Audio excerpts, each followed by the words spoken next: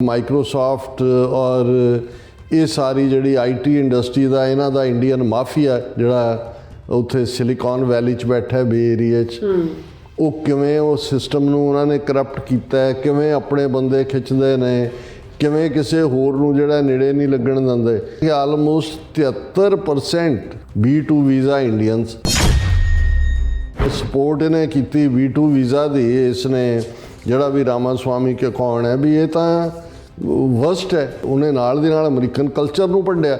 ਉਹਨਾਂ ਨੇ ਕੱਢ ਲਿਆ ਕਿ ਗਊ ਮੂਤਰ ਪੀਣ ਵਾਲੇ, ਗੋਆ ਖਾਣ ਵਾਲੇ, ਚੋਰ, ਕਰਪਟ, ਇਹਨਾਂ ਨੇ ਜਿਹੜਾ ਇਹ ਸਾਰਾ ਆਈਟੀ ਇੰਡਸਟਰੀ ਔਰ ਦੂਸਰੇ ਤੀਸਰੇ ਦੇ ਵਿੱਚ ਕਿਸ ਲੈਵਲ ਦਾ ਜਿਹੜੇ ਘਪਲੇਬਾਜ਼ੀਆਂ ਔਰ ਕਰਪਸ਼ਨ ਦੂਜੇ ਤੀਜੇ ਕੀਤਾ। ਯਾਰ ਇੰਡੀਅਨ ਕਹਿ ਕੇ ਕਰਨਾ ਅਸੀਂ, ਕਈਆਂ ਨੂੰ ਉਹਨਾਂ ਨੇ ਹਿੰਦੂ ਕਹਿ ਕੇ ਵੀ ਕੀਤਾ। ਫਿਰ ਇਹਨਾਂ ਨੂੰ ਸਨ ਕੱਪੜੀ ਅੱਗ ਲੱਗ ਗਈ, ਫਿਰ ਇਹਨਾਂ ਨੇ ਆਪਣੇ ਆਈਟੀ ਸੈੱਲ ਨੂੰ ਐਕਟਿਵ ਕਰਤਾ। ਇਹ ਰੌਲਾ ਪਾਤਾ ਕਿ ਜੀ ਇਹ ਤਾਂ ਹਿੰਦੂ ਫੋਬੀਆ ਹੋ ਗਿਆ। ਇਕੱਲਾ ਇਹੀ ਨਹੀਂ ਵੀ ਇਹ ਬੇਈਮਾਨ ਨੇ, ਇਹਨਾਂ ਨੇ ਅਮਰੀਕਾ ਦੀ ਸੋਇਲ ਦੇ ਉੱਤੇ ਅਮਰੀਕਨ ਸਿਟੀਜ਼ਨ ਨੂੰ ਟਾਰਗੇਟ ਕੀਤਾ ਔਰ ਦੂਸਰੇ ਪਾਸੇ ਅਮਰੀਕਨ ਸਿਸਟਮ ਨੂੰ B2 ਵੀਜ਼ਾ ਦੇ ਨਾਂ ਥੱਲੇ ਮਿਸਯੂਜ਼ ਕਰ ਰਹੇ ਨੇ।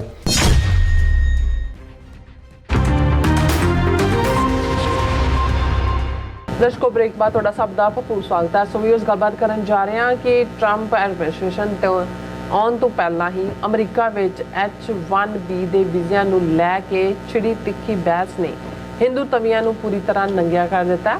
ਹੁਣ ਇਹ ਹਿੰਦੂ ਤਵੀ ਟੋਲਾ ਸੋਸ਼ਲ ਮੀਡੀਆ ਤੇ ਇਸ ਨੂੰ ਹਿੰਦੂ ਫੋਬੀਆ ਪ੍ਰਚਾਰ ਰਿਹਾ ਔਰ ਹਕੀਕਤ ਇਹ ਹੈ ਕਿ ਅਮਰੀਕਨਾਂ ਨੂੰ ਹਿੰਦੂ ਤਵੀਆਂ ਦੇ ਵਰਤਾਰੇ ਅਤੇ ਔਕਾਤ ਦੀ ਚੰਗੀ ਤਰ੍ਹਾਂ ਸਮਝ ਆ ਗਈ ਹੈ।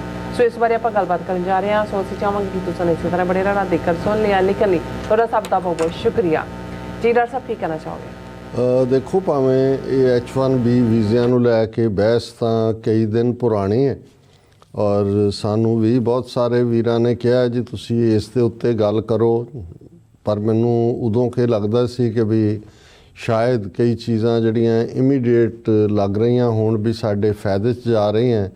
ਲੌਂਗ ਟਰਮ ਸਾਨੂੰ ਅਸੀਂ ਕਿਤੇ ਵੀ ਜਿਹੜੀ ਰੇਸਿਜ਼ਮ ਹੈ ਜਾਂ ਨਫ਼ਰਤ ਹੈ ਜਾਂ ਕਿਸੇ ਪ੍ਰਤੀ ਵੀ ਕਿਸੇ ਚੀਜ਼ ਸਿਚੁਏਸ਼ਨ ਨੂੰ ਜਨਰਲਾਈਜ਼ ਕਰਨਾ ਹੈ, ਉਸ ਨੂੰ ਸਾਨੂੰ ਮੈਨੂੰ ਇਹ ਲੱਗਦਾ ਹੁੰਦਾ ਵੀ ਨਹੀਂ, ਇਹ ਇੱਕ ਠੀਕ ਪਹੁੰਚ ਨਹੀਂ ਹੁੰਦੀ। ਲੇਕਿਨ ਇਹ ਸਾਰੇ ਦੇ ਜਿਉਂ-ਜਿਉਂ ਇਹਨੂੰ ਮੈਂ ਮੋਨੀਟਰ ਜ਼ਰੂਰ ਕਰ ਰਿਹਾ ਸੀ, ਕਿਉਂਕਿ ਇਸ ਗੱਲ ਦਾ ਧਿਆਨ ਰਿਹਾ ਕਿ ਜਿਹੜਾ ਪ੍ਰੈਜ਼ੀਡੈਂਟ ਟਰੰਪ ਦਾ ਸਾਰਾ ਕੈਂਪੇਨ ਸੀ, ਜਿੱਥੇ ਅਮਰੀਕਾ ਫਸਟ ਦੇ ਥੱਲੇ ਸੀ, ਉੱਥੇ ਨਾਲ ਦੀ ਨਾਲ ਇਲੀਗਲ ਜਿਹੜੇ ਲੋਕ ਨੇ 11 ਮਿਲੀਅਨ ਤੋਂ ਜ਼ਿਆਦਾ, ਉਹਨਾਂ ਨੂੰ ਕੱਢਣ ਦੀ ਲਾਈਨ ਸੀ। ਔਰ ਇਹ ਵੀ ਲੋਕਾਂ ਨੂੰ, ਆਪਣੇ ਅਮਰੀਕਨਸ ਨੂੰ ਐਸ਼ੋਰੈਂਸ ਸੀ ਕਿ ਵੀ ਜਿਹੜੇ ਜੌਬਸ ਨੇ ਅਮਰੀਕਾ ਦੇ, ਉਹ ਅਮਰੀਕਨਸ ਲਈ, ਤੁਹਾਡੇ ਲਈ ਸਭ ਤੋਂ ਪਹਿਲਾਂ ਨੇ ਔਰ ਉਸ ਤੋਂ ਬਾਅਦ ਜਿਹੜਾ ਕਿਸੇ ਕੋਈ ਹੋਰ ਇਹਦਾ ਹੱਕਦਾਰ ਹੈ।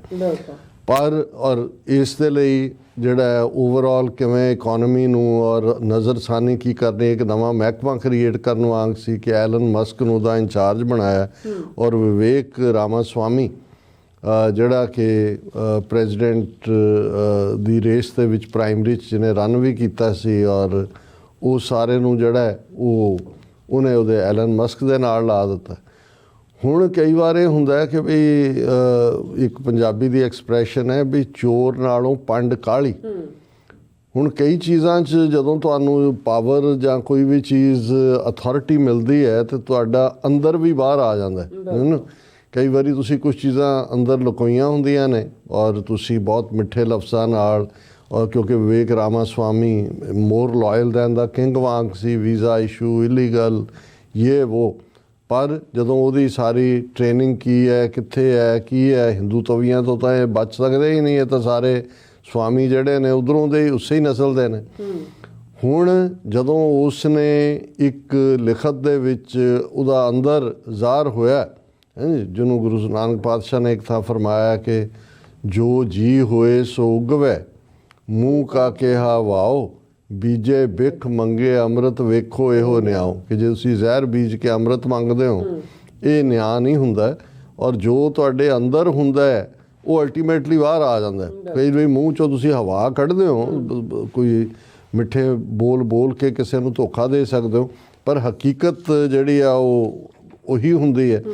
ਹੁਣ ਇਹਨੇ ਜਿਹੜਾ ਵਿਵੇਕ ਰਾਮਾਸਵਾਮੀ ਨੇ ਜਿਹੜਾ ਇੱਕ ਜਿਹੜਾ ਪਹਿਲਾ ਰਾਈਟ ਅਪ ਦਿੱਤਾ ਕਿ ਜੀ ਅਸੀਂ ਜਿਹੜਾ ਅਮਰੀਕਨਾਂ 'ਚ ਕੀ ਨੁਕਸ ਹੈ, ਫੈਮਲੀਜ਼ ਨੇਟਿਵ ਅਮਰੀਕਾ ਕਿਉਂ ਪਿਛੜੇ ਨੇ, ਜਿਹੜਾ ਕਿਉਂ ਲੋੜ ਹੈ B2 ਵੀਜ਼ਾ ਦੀ ਔਰ ਫਲਾਣਾ, ਇਹ ਸਾਰੇ ਦੇ ਉੱਤੇ ਉਹਨੇ ਕਿਹਾ ਕਿ ਜੀ ਇਹ ਜਿਹੜਾ ਕੀ ਪਾਰਟ ਸੀ ਵਰਡ ਕਲਚਰ ਔਰ ਇਨੇਟ IQ ਡੈਫਿਸਿਟ, ਲੇਜ਼ੀ ਤੇ ਰੋਂਗ, ਲੇਜ਼ੀ ਲੋਕ ਨੇ, ਔਰ culture, rough question, demand tough answers, and if we are really serious about fixing the problem we have to confront the truth.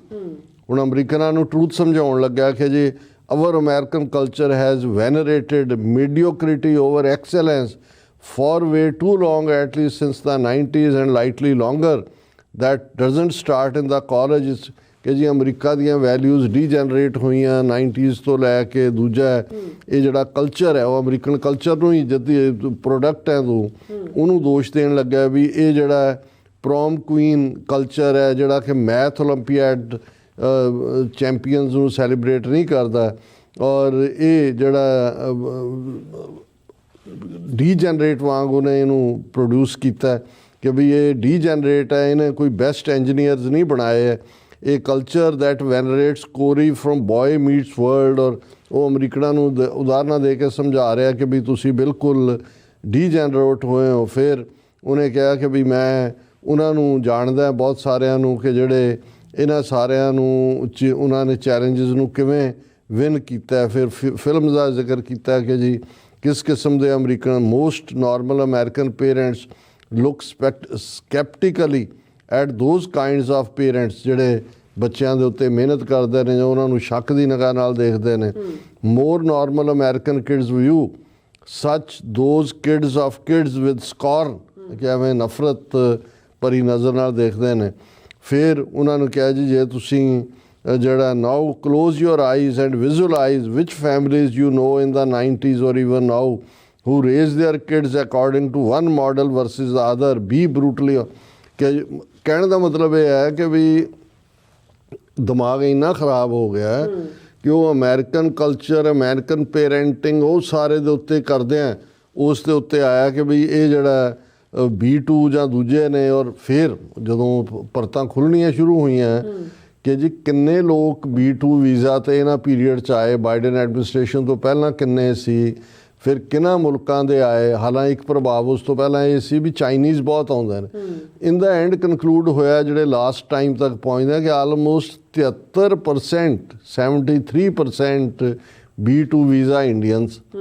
ਫਿਰ ਇਹ ਸਾਹਮਣੇ ਆਇਆ ਵੀ ਪੂਰਾ ਇਹਨਾਂ ਦਾ ਮਾਈਕਰੋਸਾਫਟ ਔਰ ਇਹ ਸਾਰੀ ਜਿਹੜੀ IT ਇੰਡਸਟਰੀ ਦਾ ਇਹਨਾਂ ਦਾ ਇੰਡੀਅਨ ਮਾਫੀਆ ਜਿਹੜਾ ਉੱਥੇ ਸਿਲੀਕਨ ਵੈਲੀ 'ਚ ਬੈਠਾ ਬੇ ਏਰੀਏ 'ਚ, ਉਹ ਕਿਵੇਂ ਉਹ ਸਿਸਟਮ ਨੂੰ ਉਹਨਾਂ ਨੇ ਕਰਪਟ ਕੀਤਾ, ਕਿਵੇਂ ਆਪਣੇ ਬੰਦੇ ਖਿੱਚਦੇ ਨੇ, ਕਿਵੇਂ ਕਿਸੇ ਹੋਰ ਨੂੰ ਜਿਹੜਾ ਨੇੜੇ ਨਹੀਂ ਲੱਗਣ ਦਿੰਦੇ।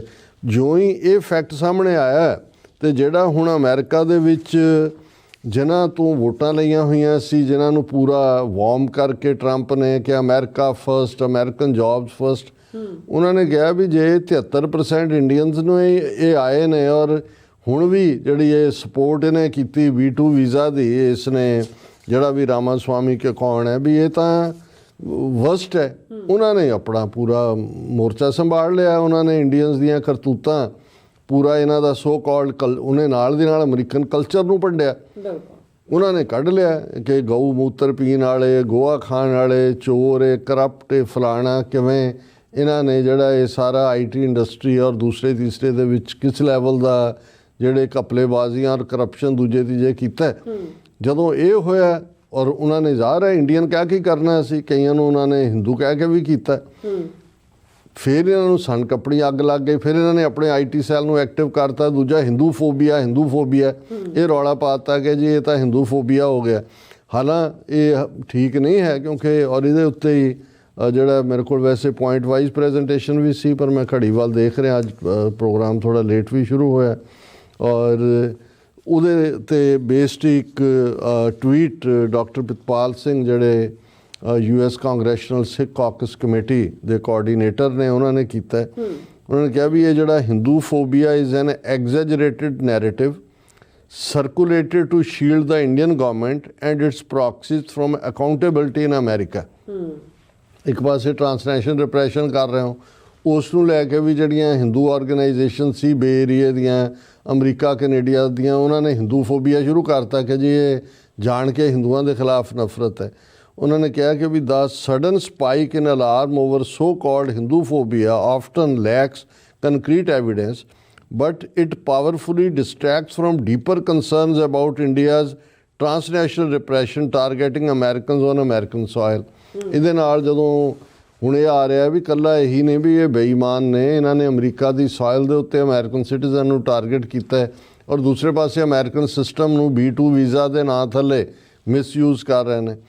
By promoting talk of widespread hate, Indian political forces shift focus away from their transnational repression operations, undermining free speech and individual liberty right here at home. कि भाई ये फ्री स्पीच ਦੇ ਉੱਤੇ ਜੇ ਕੋਈ ਗੱਲ ਕਰਨਾ ਚਾਹੋ उनका हिंदूफोबिया हिंदू हेटेड और उन्होंने कहा भी as Americans we must stand on principle we reject any orchestrated attempts to hijack genuine cultural respect भी ਤੁਸੀਂ ਜਿਸ ਕਲਚਰ ਨੇ ਤੁਹਾਨੂੰ ਇਸ ਲੈਵਲ ਤੱਕ ਪਹੁੰਚਾਇਆ ਉਹਨੂੰ ਤੁਸੀਂ ਡਿਸਰਿਸਪੈਕਟ ਕਰ ਰਹੇ ਹੋ ਔਰ and twist it into a diversionary tool ਕਿ ਵੀ ਤੁਸੀਂ ਹੋਰ ਪਾਸੇ ਉਹਨੂੰ ਘੁਮਾ ਰਹੇ ਹੋ. Our top priority must be to preserve freedom of expression and ensure that foreign governments cannot silence critics in the land of liberty. ਕਿ ਵੀ ਇੱਕ ਪਾਸੇ ਇਹ ਲੈਂਡ ਆਫ ਲਿਬਰਟੀ ਹੈ, ਫਰੀडम ਦੇ ਨਾਲ ਗੱਲ ਕਹਿਣ ਦਾ ਹੱਕ ਹੈ, ਲੇਕਿਨ ਜਦੋਂ ਕਿ ਜੇ ਕਰਪਸ਼ਨ ਔਰ ਅਸੀਂ ਇਹ ਸਮਝਦੇ ਸੀ ਵੀ ਇੱਕ ਸਟੇਜ ਆਏਗੀ, ਹਾਲਾਂ ਮੈਨੂੰ ਇਹ ਲੱਗਦਾ ਸੀ ਕਿ ਜਦੋਂ ਟਰੰਪ ਨੇ ਟੇਕ ਓਵਰ ਕਰ ਲਿਆ ਔਰ ਇਹ ਐਲਨ ਮਸਕ ਔਰ ਇਹ ਰਾਮਾਸਵਾਮੀ ਵਾਲਾ ਇੱਕ ਅੱਡ ਮਹਿਕਮਾ ਕ੍ਰੀਏਟ ਕੀਤਾ ਹੈ, ਇਹਨਾਂ ਦਾ ਟਕਰਾਅ ਪਹਿਲੇ 6 ਮਹੀਨੇ 'ਚ ਹੋ ਜਾਏਗਾ. ਪਰ ਇਹ ਤਾਂ ਅਜੇ ਗੱਲ ਦੀ ਸ਼ੁਰੂਆਤ ਨਹੀਂ ਹੋਈ ਕਿਉਂਕਿ ਟਰੂਥ ਬਾਹਰ ਆ ਗਈ. ਉਹਨੂੰ ਇਹ ਲੱਗਣ ਲੱਗ ਗਿਆ ਕਿ ਜੀ ਇਹ ਹੁਣ ਮੈਂ ਇਨ ਅਥਾਰਟੀ ਹਾਂ ਔਰ ਇਹ ਗੱਲ ਜਿਹੜੀ ਹੈ ਜਦੋਂ ਭੂਤਰਦੇ ਨੇ ਬੜੀ ਬੁਰੀ ਤਰ੍ਹਾਂ ਭੂਤਰਦੇ ਨੇ. ਜਿਵੇਂ ਉੱਥੇ ਹਿੰਦੂ ਤਵੀ ਭੂਤਰੇ, ਉਹਨਾਂ ਨੂੰ ਲੱਗਾ ਕਿ ਜੀ ਅਸੀਂ ਇਹ ਜਦੋਂ ਇਹਨਾਂ ਨੇ ਸ਼ਾਈਨਿੰਗ ਇੰਡੀਆ ਸਲੋਗਨ ਦਿੱਤਾ ਵਾਜਪਾਈ ਦੇ ਵੇਲੇ, ਜਿਹੜਾ ਜਿਹਨੂੰ ਬੜਾ ਮੋਡਰੇਟ ਫੇਸ ਆਫ ਹਿੰਦੂਤਵਾ ਕਿਹਾ ਜਾਂਦਾ ਔਰ ਇਹ 1999 'ਚ ਵਾਜਪਾਈ ਬਣਿਆ. ਉਹਨਾਂ ਉਸ ਵੇਲੇ ਦਾ ਇਹ ਸੀ ਕਿ 2025 ਤੱਕ, ਯਾਨੀ ਉਦੋਂ ਵੀ 26 ਸਾਲ ਉਹਨਾਂ ਨੇ ਵਿੱਚ ਰੱਖੇ ਹੋਏ ਸੀ 1999 ਤੋਂ 20 ਕਿ 2025 ਤੱਕ ਸਾਡੀ ਇਕੋਨਮੀ ਚਾਈਨਾ ਨੂੰ ਮਾਤ ਪਾ ਜਾਏਗੀ, ਅਸੀਂ ਚੀਨ ਨੂੰ ਪਿੱਛੇ ਛੱਡ ਜਾਵਾਂਗੇ ਅਤੇ 2050 ਤੱਕ ਅਸੀਂ ਅਮਰੀਕਾ ਨੂੰ ਪਿੱਛੇ ਛੱਡ ਜਾਵਾਂਗੇ. ਹੁਣ ਹਾਲ ਇਹ ਹੈ ਵੀ ਉਹ 3.5 ਟ੍ਰਿਲੀਅਨ 'ਤੇ ਫਸੇ ਹੋਏ ਨੇ. ਚਾਈਨਾ ਦੀ ਇਕੋਨਮੀ 22-23 ਟ੍ਰਿਲੀਅਨ ਡਾਲਰ ਹੈ, ਅਮਰੀਕਾ 29 ਟ੍ਰਿਲੀਅਨ ਡਾਲਰ 'ਤੇ ਪਹੁੰਚ ਗਿਆ ਔਰ ਭੁੱਖ ਨੰਗ ਦਾ ਹਾਲ ਇਹ ਹੈ ਵੀ 80 ਕਰੋੜ ਲੋਕਾਂ ਨੂੰ 5 ਕਿਲੋ ਅਨਾਜ ਜਿਹੜਾ ਪਰ ਜੀ ਮਿਲਦਾ ਅਤੇ ਉਹਨਾਂ ਦੇ ਜਿਹੜੀ ਹੈ ਚੁੱਲ੍ਹਿਆਂ ਦੇ ਉੱਤੇ ਰੋਟੀ ਪੱਕਦੀ ਹੈ. ਹੁਣ ਤੁਹਾਡੀ ਆਪਣੀ ਇਹ ਕਰਤੂਤ ਹੈ, ਅਮਰੀਕਾ ਦੇ ਨੇ ਇੱਕ ਸਿਸਟਮ ਕ੍ਰੀਏਟ ਕੀਤਾ ਕਿ ਭਾਈ ਚਲੋ ਜਿਹੜਾ ਟੈਲੈਂਟ ਹੈ ਦੁਨੀਆ ਦਾ ਬੈਸਟ ਕਿਤੇ ਵੀ, ਉਹ ਆ ਕੇ ਇੱਥੇ ਜਿਹੜਾ ਉਹ ਆਪਣਾ ਪਰਸਿਊਟ ਆਫ ਹੈਪੀਨੈਸ ਕਰ ਸਕਦਾ ਹੈ. ਤੁਸੀਂ ਇਸ ਸਿਸਟਮ ਨੂੰ ਕਰਪਟ ਕੀਤਾ. ਜੇ ਇਨਵੈਸਟਮੈਂਟ ਦੇ ਤੁਹਾਨੂੰ ਮੌਕੇ, ਅਡਾਨੀ ਨੇ ਕਿਵੇਂ ਅਮਰੀਕਨ ਇਨਵੈਸਟਰਸ ਦੇ ਨਾਲ ਧੋਖਾ ਕੀਤਾ ਔਰ ਵੀਜ਼ਿਆਂ ਦੇ ਨਾਂ ਥੱਲੇ ਕਿਸ ਕਿਸਮ ਦੀ ਡਰਟੀ ਬਿਜ਼ਨਸ ਇਹਨਾਂ ਨੇ ਕਰਕੇ ਜਿਹੜੀ ਹੈ ਆਪਣੀਆਂ ਹੀ, ਕਿਉਂਕਿ ਮੈਨੂੰ ਤਾਂ ਲੇਟ 90s ਦਾ ਵੀ ਪਤਾ ਹੈ ਵੀ ਕਿਵੇਂ ਇਹਨਾਂ ਨੇ ਜਿਹੜੀਆਂ ਪਲੇਸਮੈਂਟ ਏਜੰਸੀਜ਼ ਦੇ ਨਾਂ ਥੱਲੇ ਕਿਵੇਂ ਪੈਸੇ ਕਮਾਏ ਵੱਡੇ, ਕਿਵੇਂ ਝੂਠ. ਇਹ ਗਲੀਬਲ ਅਮਰੀਕਨਸ ਜਿਹੜੇ ਨੇ ਇਹਨਾਂ ਨੂੰ ਪਤਾ ਹੀ ਨਹੀਂ ਸੀ ਵੀ ਸਿਸਟਮ 'ਚ ਇਸ ਲੈਵਲ ਦੀ ਵੀ ਕਰਪਸ਼ਨ ਜਿਹੜੀ ਆ ਹੋ ਸਕਦੀ ਹੈ ਔਰ ਇਹਨਾਂ ਨੇ ਕਿਵੇਂ ਕਰਪਸ਼ਨ ਲਿਆਂਦੀ. ਔਰ ਹੁਣ ਅਸੀਂ ਸਮਝਦੇ ਹਾਂ ਵੀ ਬਹੁਤ ਚੰਗੀ ਗੱਲ ਹੋਈ ਹੈ ਕਿ ਇਹ ਜਿਹੜਾ B2 ਵੀਜ਼ਿਆਂ ਦੇ ਮੁੱਦੇ ਦੇ ਉੱਤੇ ਇਹਨਾਂ ਹਿੰਦੂ ਤਵੀਆਂ ਦਾ ਅਸਲੀ ਚਿਹਰਾ ਸਾਹਮਣੇ ਆ ਗਿਆ ਔਰ ਹੁਣ ਇਹ ਹਿੰਦੂਫੋਬੀਆ ਦਾ ਰੌਲਾ ਪਾ ਰਹੇ ਨੇ. ਇਹ ਸਿਰਫ ਇਹ ਇੱਧਰ ਆਪਣੇ ਟਰੈਕ ਕਵਰ ਕਰ ਰਹੇ ਨੇ ਕਿਉਂਕਿ ਅਮਰੀਕਨਸ ਦੇ ਸਾਹਮਣੇ ਇਹਨਾਂ ਦੀ ਹਕੀਕਤ ਖੁੱਲ੍ਹੀ ਹੈ. ਦੂਸਰੇ ਪਾਸੇ ਟਰਾਂਸਨੈਸ਼ਨਲ ਰਿਪਰੈਸ਼ਨ ਕਰਨ ਵਾਲਾ ਜਿਹੜਾ ਸਿਸਟਮ ਹੈ ਉਹਨੂੰ ਸ਼ੀਲਡ ਕਰ ਰਹੇ ਨੇ ਕਿ ਜੀ ਦੇਖੋ ਜੇ ਸਾਡੇ ਖਿਲਾਫ ਕਿਹਾ ਜਾਏ ਤਾਂ ਇਹਦਾ ਫੋਬੀਆ ਹੈ, ਇਹ ਤਾਂ ਹਿੰਦੂਆਂ 'ਚੋਂ ਦੇ ਲਈ ਨਫ਼ਰਤ 'ਚੋਂ ਪੈਦਾ ਹੋਇਆ. ਸੋ ਇਹ ਦੋਵੇਂ ਪਾਸੇ ਇਸ ਆਰਗੂਮੈਂਟ ਨੂੰ ਵਰਤਣਾ ਚਾਹੁੰਦੇ ਨੇ. ਜੀ ਡਾਕਟਰ ਸਾਹਿਬ ਤੁਹਾਡਾ ਬਹੁਤ ਬਹੁਤ ਧੰਨਵਾਦ. ਸੋ ਥਲੇ ਬ੍ਰੇਕ ਵਿਊਅਰਸ ਤੁਸੀਂ ਇਸੇ ਤਰ੍ਹਾਂ ਬਣੇ ਰਹਿਣਾ, ਮਿਲਦੇ ਹਾਂ ਛੋਟੇ ਜਿਹੇ ਬ੍ਰੇਕ ਤੋਂ ਬਾਅਦ.